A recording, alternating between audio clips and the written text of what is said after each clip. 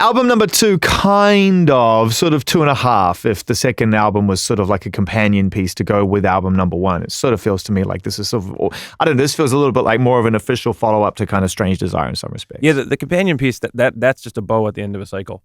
That's just, I see cycles literally as cycles, you know, and so you want to start them and you want to finish them. They can't go on forever. Yeah. So you want to say, like, this is the beginning, this is me on tour, this is the next tour where I change things, and then for me, it's like, here's the album as I originally sort of imagined it, sung by women, and now it's dead forever. You've never been busier in a collaborative sense. You've never been busier working with other people and being able to see their vision through and to assist and to facilitate that experience. And yet you've found the time and chosen this moment to go ahead and make a new Bleachers record. Why? Well, the Bleachers record had been going for a long, long time. We're doing it for 2 years. Right, interesting. And there's this weird, so sometimes, like, if I search myself, which is a very dangerous process, maybe not for you, you're like good looking. No, I'm not a fan. Great. No, but like, I'm not a fan of myself, Jack. Always somehow like anti-Semitic and rude. Like, they're just like, every time I search myself, it's just like let's put this, like, let's just you know, throw this Jew into the ocean or something, like, and then, like, I'm like, oh, that's rough. And then they get worse. Like this is the ugliest Jew I've ever seen. Maybe 3 therapy sessions a week as opposed to 2 right now. I'm just saying that. That's why, that's back there when I was saying I love being on tour. Yeah. What I was really searching for is the affirmation of, like, going out there and seeing, oh, these are my people. Because the people online, they're actually not my people, especially the alt-right that comes through. Like, you say one goddamn thing about trying to make the world like a livable place, let alone 100 things like all of us do, and you just get this storm. And I don't understand the lingo, the snowflakes. Right. So yeah, exactly. So for about half a day or a day, you think that you're in good form, and then somebody goes, "Nah, Jack, that's bad." Yeah, totally. Probably your missus, sweetie. Yeah, that's not a good sign. God, they go after her too. It's crazy. Yeah, I'll tell you this: no one hates anyone enough to buy a ticket and heckle them at the show. You know, so when I go out there and I tour, it's like I feel like I'm with my people. Yeah, yeah. What was the original point we were on before I just talked about? I was asking you about the timing of this because, and you were saying that you were making a Bleachers record, and then those pesky pop stars came along and said, "Hey, can we occupy some of your time?" Okay, so now I understand why I started talking about that, because I was talking about searching myself. So when in experiences I've had looking myself up, I've noticed that people are always like, you know, workaholic, Jack Antonoff, or like, and I think the funny thing is, you know, the LA scene of writing and recording. Yeah, it's like speed dating. It's like 2 sessions a day. It's crazy. Like those guys and girls are working their ass off. Like, I have a different process, and I think it seems like I work a lot because the things I do, I'm lucky and I get to work with great people and they get covered a lot. But the actual reality of the past 2 years, I made a Bleachers record, I made a Lord record, and I did a few other things, but they just sort of all are happening at once. You're saying that your work-life balance has never been better in some respects. In some respects. It's hard. I'm sure you struggle with this. It's like, I'm 33 now, and I think I'm finally starting to realize that to keep your finger on the pulse and to really stay creative and to have a really successful private and personal life, they're really, really hard. Because you have to, especially with like writing and things like that, if you really want to stay, and I'm not talking about the pulse of culture, I'm talking about your own pulse. Of course. Like being your best. Of course. So if you really want to stay there, you have to be such a prisoner to it. Writing is the most powerless process. It's heartbreaking. You just wait and you sit and you pray and you go out for a sandwich. Then you hear something and you run back to the studio. You start missing weddings and funerals because why the would you go to so-and-so's wedding when maybe you'll get the idea then? But then you're a person. And so it's, I think everyone relates to that, you know, like you want to give yourself to something. I've heard people talk about their kids like that. They're like, I'm giving my life to my kids. And so like, I can't be this other person I want to be, but I don't have kids, but I don't want to be a father like so many of my idols I've heard are. Yeah. I mean, are you broody? Do you get broody? Yeah. Yeah, I bet. Yeah. I bet. But you are on a wave right now, and what you're doing is incredible, and the records you're making are incredible. And I want to spend some time on this record. I want to spend some time on this Bleachers album.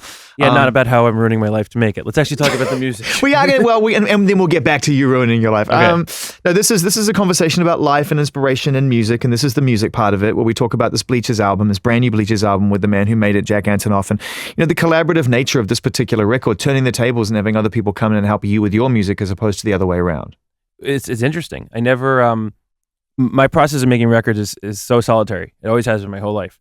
And so the funny thing about this album, so I left LA. I started to get really, I love LA. I live here some of the time, but I stopped liking to be in the studio here because I kind of felt like everyone from all over the world comes here and I'm not from here. And I started to remember all my favorite records are printed in a place. Outkast, Kanye, Chance, Springsteen, U2. I say all these names. There's a city that you can. There's a heartland at the core of it. Atlanta, Chicago, Compton, Yep. the UK. Like there's a sound. Springsteen's Jersey. Whereas this almost felt like part of Universal Studios, the songwriting part. Yeah, and that's cool, and I love it. And actually, I remember I was at Westlake Studio, and everyone was there, like all these big producers and writers and artists, and I always had this feeling. I was like, oh man, this is like the 70s or something. Like we're all here making records. And then it was actually when I went to Atlanta to work with Organized Noise on the Bleachers stuff. And I was so inspired by how Atlanta they are. I'm not Atlanta at all. But it kind of reminded me, it sparked this thing. It was like, oh, I'm from New Jersey. I'm from the East Coast. Like that is what my music sounds like, whether I like it or not. And I actually do like it. So I'm going home. I'm building a studio in my apartment. So I did this weird process where on one hand, you have me alone in a room making all this stuff. But then you have this, you have Soundwave and Organized Noise and Emil Haney and Greg Kirsten and Lord and Carly Rae and all these other people. So I would just sort of like, I almost saw it like a bear hibernating. Like I'd like go out, get some, ideas from Organized Noise in Atlanta, go there for 3 days, come home, sift through it, like literally jams.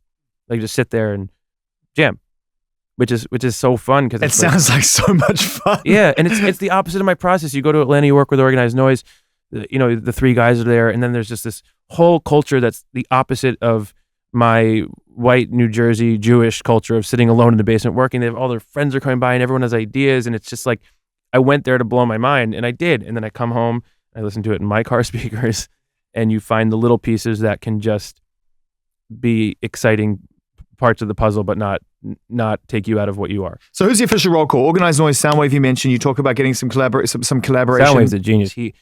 A big theory with that is I was like, I get bummed when I hear things that are not what they said, what I believe that artist is. Not that I'm supposed to know everyone, but so I thought, and I also pissed me off so much as a producer on the other side of things, try to put all my experiences together. I hate it when someone calls me and was like, I liked that you did that. Let's do that. I'm like, but I did that. Like, listen to what you said. I did that, so we're not going to do it again. So I wanted to get all these people like, I love To Pimp a Butterfly, but I'm a white Jewish kid from New Jersey. You're not going to get that Soundwave. I don't want that Soundwave. Yeah.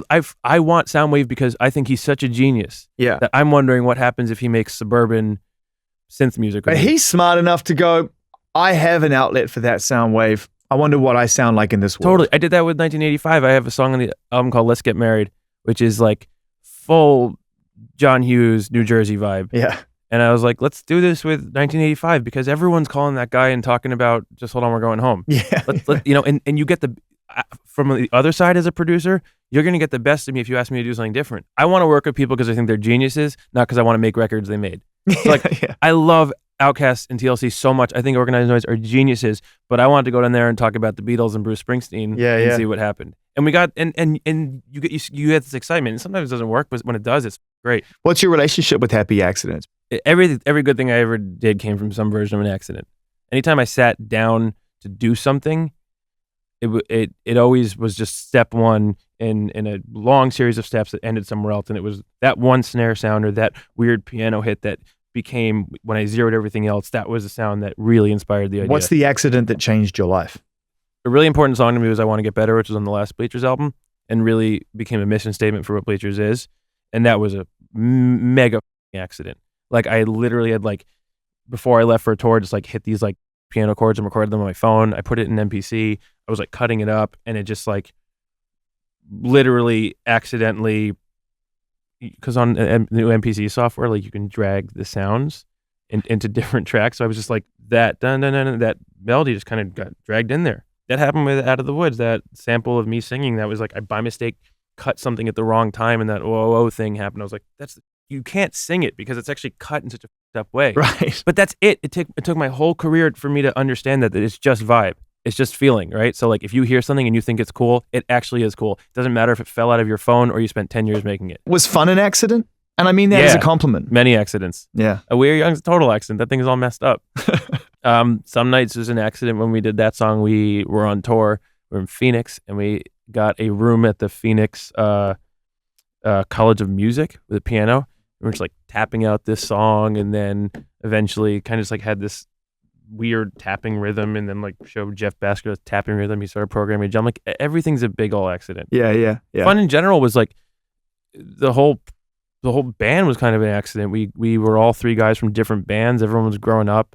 starting to quit the band or the bands we were in. Then we just sort of got together at my parents' house. They came for a sleepover one night, started making a record there. Like it's always the simple. You have to, I think there's this part of yourself. I know I have this, and I've talked to a lot of people about it, where it's like every time you hit a new space, you're like, you expect to get like this like card, or like you're like, oh, you just sold out a 500 cap room, the Bowery Ballroom. Congratulations. Now you can come into the Secret Club and we'll tell you how we really do it. Yeah. You just won a Grammy. Now we're gonna tell you how it really goes. But you realize it's just the same. You just make records that are inspiring or not, and you see these huge artists lose their way because they just change the whole process. I hope I don't look back on this when I'm like doing something that means nothing to me, but I never want to just forget that it's the same thing it was when you were 14 trying to write a song is the same thing it is now. It's just like, is it good or is it not? No one cares about anything else. Let's talk about that fun record for 30 seconds. That album changed pop music and the shape of pop music. No question about it, right?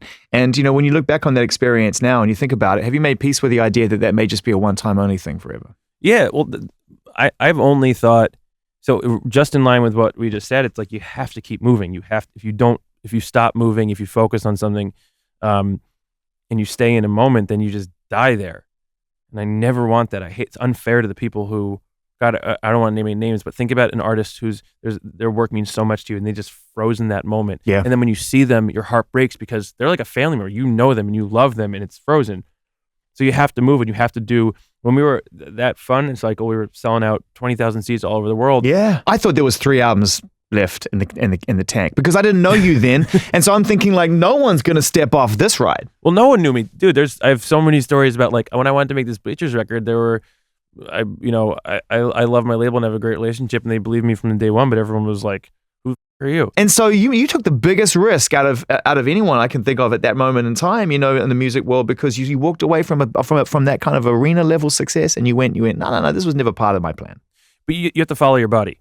So we would sell out these huge shows, be all over the world living a version of a dream. Yeah. And I would just go back to the hotel, put on my headphones and work on records. And I didn't know what I was doing for a long time. So for a long time, I thought like, I'll do it all. I'll make this. I didn't even know if I was making a record. I was just working. And then at some point during that process, which became the Bleachers album, Strange Desire, I really had a moment, I looked at it and I was like, oh, this is an album. Because a load of songs is not an album, obviously. An album is an album. You could have 1 million songs and not have an album.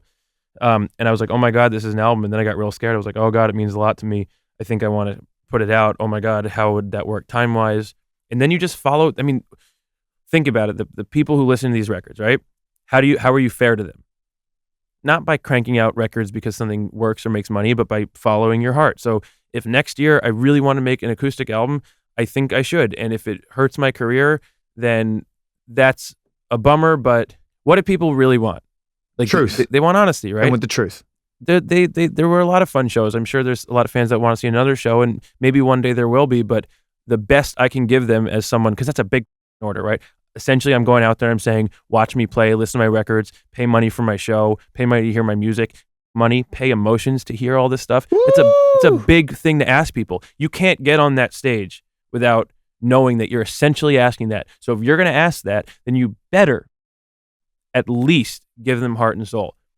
If not, you become I think that's where we see all this ego. Well, I'm the best, I'm the best, I'm the best, I'm the best. You, all these like rock stars who are like that. And I hate it because it's like, you're just trying to connect.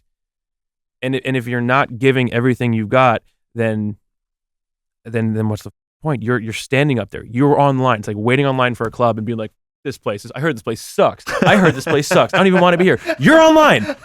I used to make fun of my friend who would go to the Misshapes and be like, oh, who gives a like, you're online. I clearly give a shit. Yeah. So why would I pretend that I don't? Liam Gallagher gave me even if he stopped at one point. Yeah. So that's just my feeling on it. And so, it's about making the records that mean a lot to me. It's not about what you think someone's going to think is cool. It's about what you think is cool, is how you really work with people. And so I didn't want to do fun at this moment.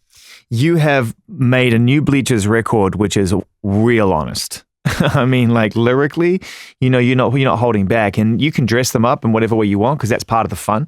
You can say, all right, this is the most heartbreaking lyric I've ever written, but the way I'm going to present it is I'm going to put a leather jacket on it and some jeans and like some. That's the fun part. That's the fun part, right? DJ Dahi said that to me. He said he has this jacket theory. He was like, you put a jacket on a song, And you could have the coolest jacket in the world, but someone else might not like it. We were talking about Sam Dew, and like the kind of jacket he'd want to wear. Yeah, that's right. And I get it, and that's also how you subversively put these songs under people, and they connect, and before they know it, you're speaking to them. Yeah.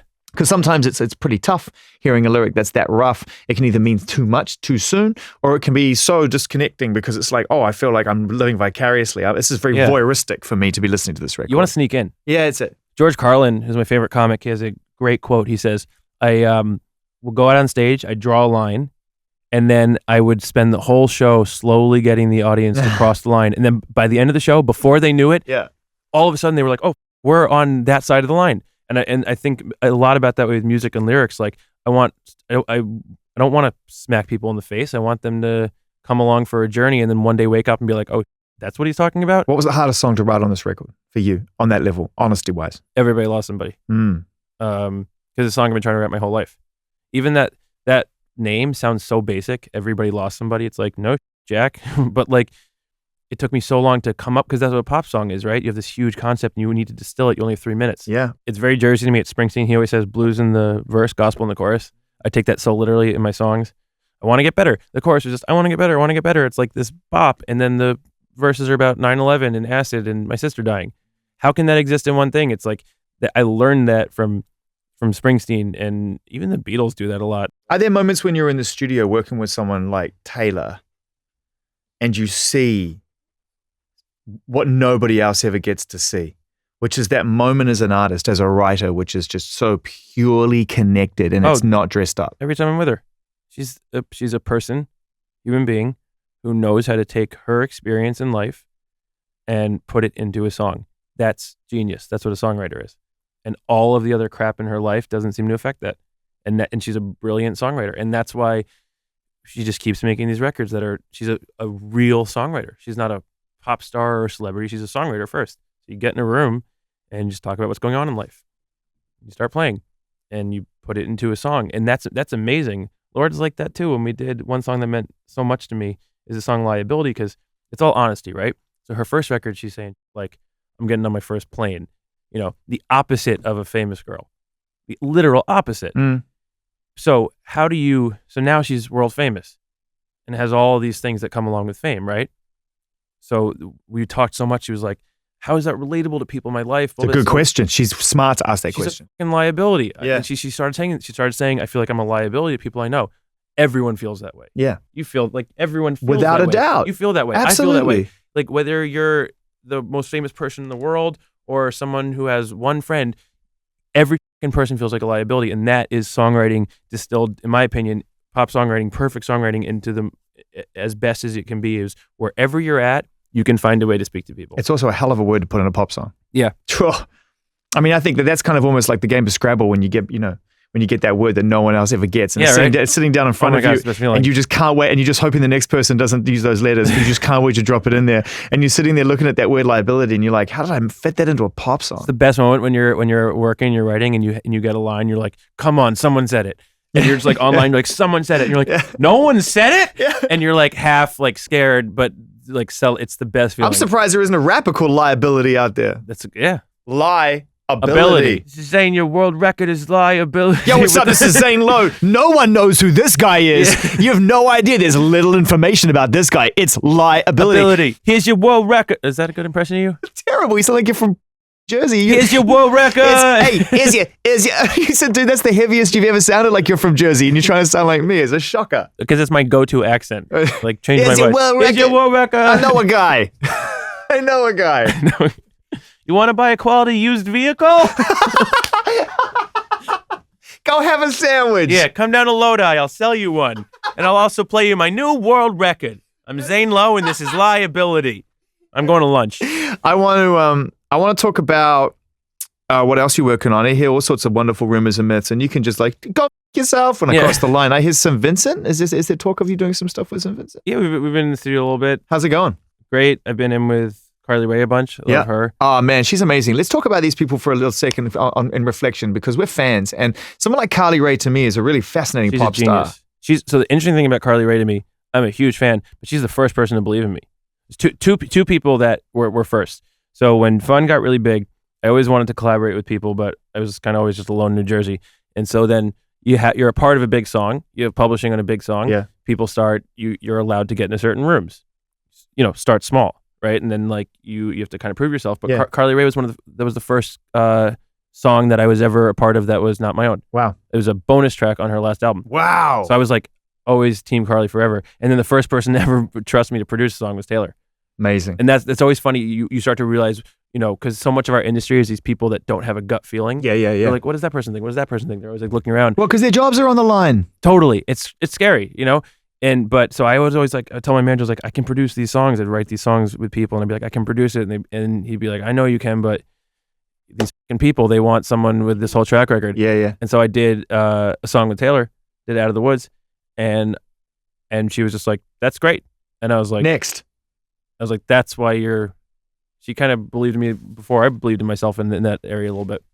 So Carly Rae is constantly shifting left and right, and we don't know where she's going to go. I mean, this is a person who released her biggest hit, technically pop song-wise, at the very beginning of her career, and has just been veering left, right, and center ever since, which has been a really interesting journey. She's an incredible artist, and she does what I love most in pop music, which is you could rage to that stuff or you could cry to it. I say that all the time, but it's that Robin. That Yaz. Dancing on My Own. Is it called Yazoo where you're from, or Yaz? Looking down a window of Yazoo. So Yazoo. So in America, it's Yaz. Only You. That's the most perfect pop song ever. Yeah. Vince Clarke worked on Don't Take the Money. I've been.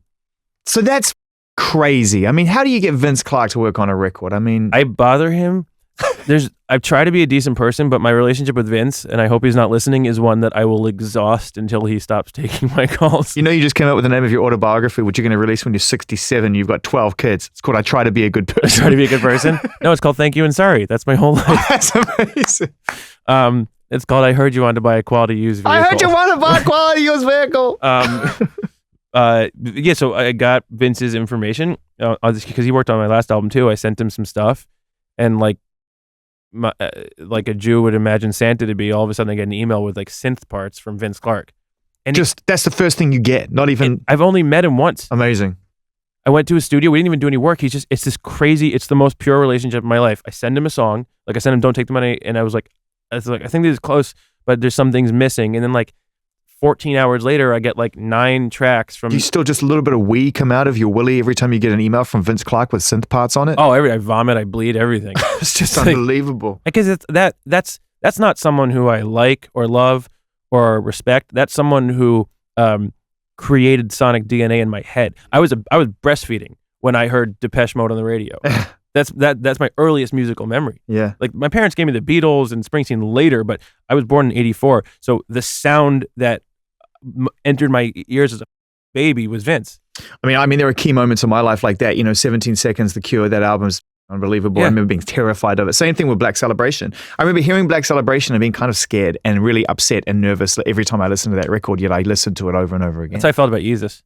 Yeah. I was terrified when I first heard it. And then So anxious. Changed me. Such an anxiety-inducing listen. It's crazy. It's crazy. I felt that way about Refuse, Shape of Punk to Come. Oh my God. Like, I love these albums. I think Travis Scott right now is doing a good job scaring the shit out of people in the right way. Well, it's very claustrophobic. Like, just the videos that are coming out of his shows, it's like, that reminds me of like when I was a kid in Jersey and I'd go see like Lifetime or bands like that where it was like, you didn't know what was going to happen at that show. Have you ever met Travis? Have you ever had any time spent with him? Bumped into him literally in the studio. So sharp, unbelievable. Do you think he wants to buy a quality used vehicle? I'm not sure he wants to buy a quality used vehicle. vehicle. I can sell him a Hyundai? I want to talk a little bit about your work with St. Vincent, who we're massive fans of, and obviously we know her personally from her work here at Beats One and Apple Music. She's rad, and where she's at and what's going on there. I can't really talk about it yet. It's kind of I love that all on her. Okay, but I do want to say that the big thing I want to leak on this interview is that I sold Travis Scott a Miata.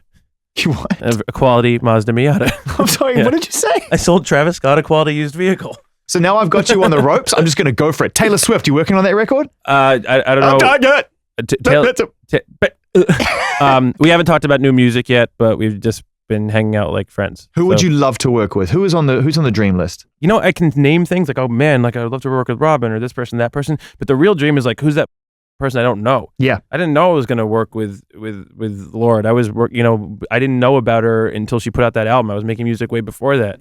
And this person comes along and she's incredible and you get to work with them and you didn't like, who the out there is some kid in a bedroom right now that I don't know is going to change my life. That's so exciting to me. Do you feel like at this point in your life, being a writer, being a producer, being an artist, being Bleachers, being someone who's actually, for one reason or another, happy accidents and otherwise, found yourself in a situation where you have multiple creative outlets? And I know you say it's tough, but it sounds like you're making it work with your life and with your relationships and everything else going on.